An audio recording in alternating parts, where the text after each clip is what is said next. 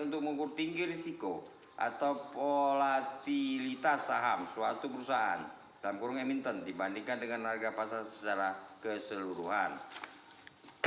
Tabel beta emiten nomor 1 PT Energi Mega Persada, Energi JK betanya 0,26, beta 0,26 berarti saham tersebut relatif stabil atau kurang berisiko dibandingkan pasar secara keseluruhan. Beta sama dengan 0,26 berarti saham tersebut saham 26% dari volatilitas pasar. Jadi jika pasar dalam kurung IHSG bergerak naik atau turun, pergerakan saham tersebut akan lebih kecil. 2. PT GTS Internasional Tbk GTSI JK, betanya 0,35, keterangannya berarti beta 0,35 berarti saham tersebut relatif stabil atau kurang berisiko dibandingkan pasar secara keseluruhan. Beta 0,35 berarti saham tersebut hanya 35% dari volatilitas pasar dalam kurung IHSG. Jadi jika pasar dalam kurung IHSG bergerak naik atau turun, pergerakan saham tersebut akan lebih kecil. 3. PT RMK Energi Tbk RMKE JK, betanya 0,78. Keterangan beta 0,78 berarti saham tersebut relatif stabil atau kurang berisiko dibandingkan pasar secara keseluruhan. Beta 0,78 berarti saham tersebut hanya 78% dari kualitas pasar. Jadi jika pasar IHSG bergerak naik atau turun, pergerakan saham tersebut akan lebih kecil. Penghitungan rata-rata retur pasar. 1. Penghitungan retur setiap kuartal menggunakan rumus retur pasar per periode. Retur pasar harga akhir periode dikurang harga awal periode dikurang harga awal periode dikali 100%.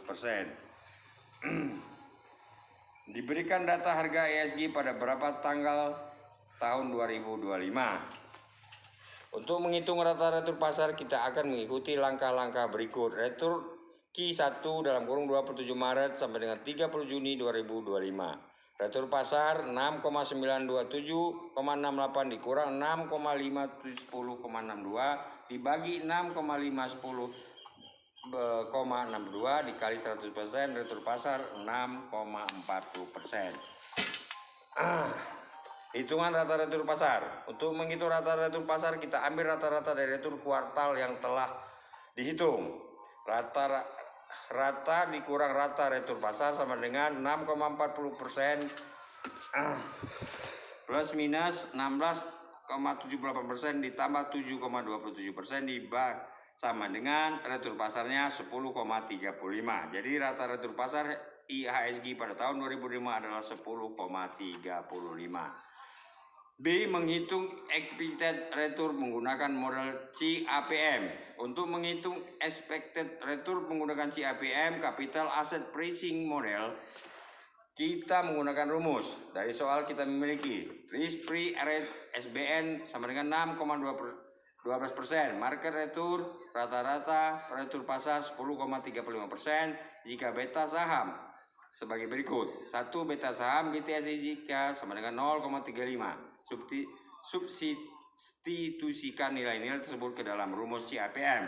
Expected return sama dengan 6,12% ditambah 0,35% dikali dalam kurung 10,35% dikurang 6,12% tutup kurung.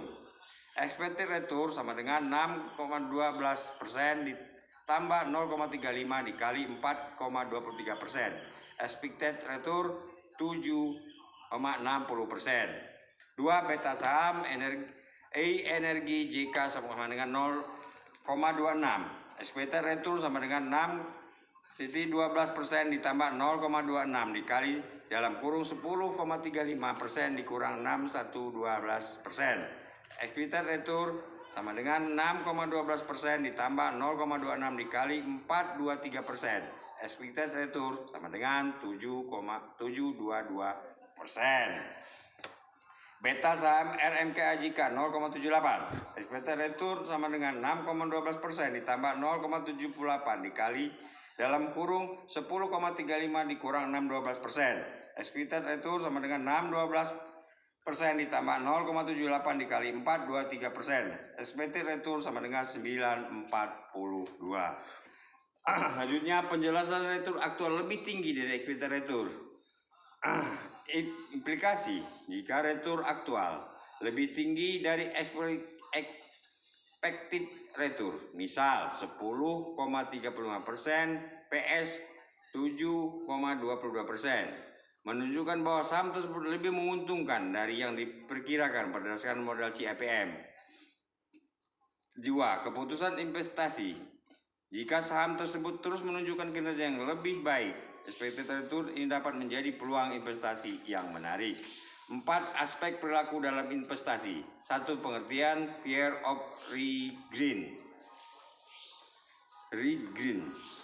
Fear of regret dalam kurung ketakutan akan penyesalan dapat mempengaruhi keputusan investasi dengan mendorong investor untuk mengikuti mayoritas karena mereka takut menyesal jika melewatkan peluang yang menguntungkan. 2. Pengaruh fear of regret pada holding behavior. 1. Ketakutan kehilangan peluang. 2. Menghindari penyesalan. 3. Dampak holding behavior pada pasar market bubble. 1. Harga aset naik tanpa dasar. 2. Bubble pasar. 3. Koreksi pasar.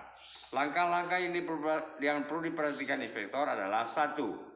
Ikuti rencana investasi yang jelas. Jangan terpengaruh oleh tren pasar. Fokus pada tujuan jangka panjang dan analis yang rasional.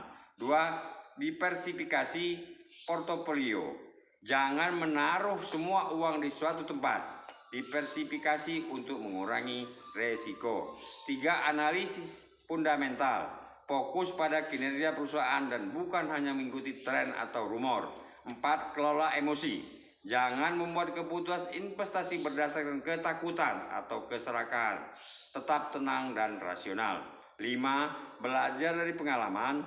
Jika pernah terjebak dalam perilaku pengikutan, gunakan pengalaman tersebut untuk membuat keputusan lebih bijak di masa depan. Demikian presentasi saya dalam ujian UAS ini dengan mata kuliah manajemen portofolio dan investasi. Kurang lebih mohon maaf. Saya Heri, wabillahi taufiq wal hidayah. Wassalamualaikum warahmatullahi wabarakatuh.